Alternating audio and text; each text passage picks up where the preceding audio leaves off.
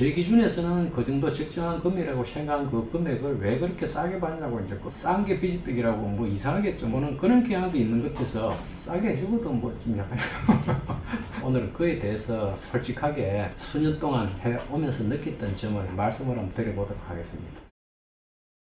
개인 회생에서 제일 중요한 건 사실은 변제금을 제일 적게 나오게 만드는 거 중요한 그 사무실의 역량이라고 볼 수가 있죠. 경제적으로 이제 재기하는데 도움이 되는 거니까 변제금을 최대한 줄 수 있는 그 역량 있는 사무실 그게 최고 기본적인 최고 중요한 요건이라고 볼 수 있겠죠. 또 이제 업무의 특성상 긴박을 요하는 경우가 많으니까 신속하게 사건이 처리가 돼야 됩니다.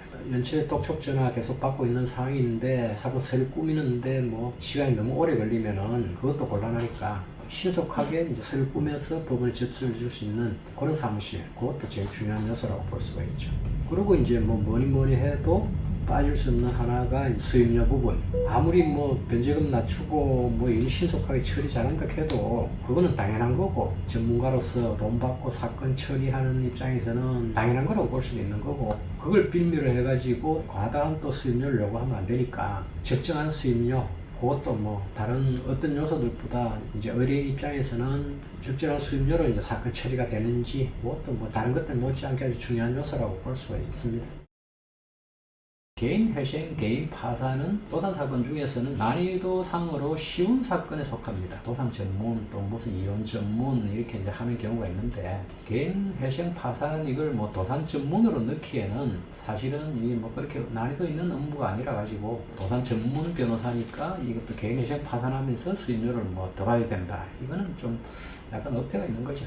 그게 도산 전문이라 그러면 사실은 뭐 법인 회생, 큰 회사 같은 법인 회생이나 뭐 법인 파산 뭐 이런 큰 사건 같은 경우에 재무제표도 분석해야 되고 뭐 하니까 그건 정말 뭐 전문적인 영역일 수 있지만은 뭐 개인 회생이나 개인 파산의 경우에는 그걸 뭐 도산 전문이라고 수임료 더 받는다는 것도 사실은 좀 어폐가 있는 겁니다. 갖춰야 될 서류가 워낙 많고 또 뭐 통장 거래 내역을 정리한다든지 뭐 손이 많이 간다는 거지 뭐 이 자체가 뭐 엄청 난이도가 있고 그런 사건은 솔직히 아닙니다. 금액이 얼마면은 최저 생계비 빼고 더하고 수학 공식처럼 정해져 있는 건데 수임료가 좀 더 받는다 그래가지고 변제 금액을 특별히 낮춰줄 특별한 케이스는 잘 없습니다. 근데 뭐 이제 공지에 몰리고 연체가 들어가니까 사람 심리가 워낙 위축돼 있고 정서적으로 불안한 상태니까 그런 걸 이용해서 이제 과다 수임료를 요구하고 그런 경우에 특히 이제 판단을 잘 하셔야 되죠.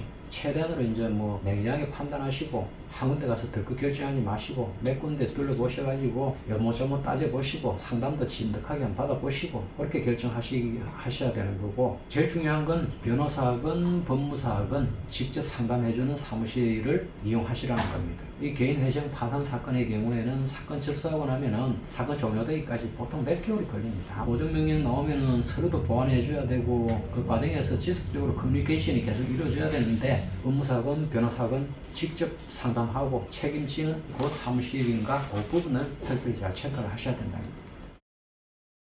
저희 사무실에는 뭐 기본적으로 뭐 200만 원 이상의 수임료를 받는 경우는 잘 없습니다. 또 그럴 수 있는 게 오랜 기간 회생 파산 업무를 처리하다 보니까 숙련도라 그래야 되나? 그 뭐 사건 처리하는데 처리 시간도 좀 적게 걸리고 하니까 여타의 뭐 다른 사무실보다는 저희 사무실이 비교적 상대적으로 좀 이렇게 적게 받는 걸로 그렇게 알고 있습니다.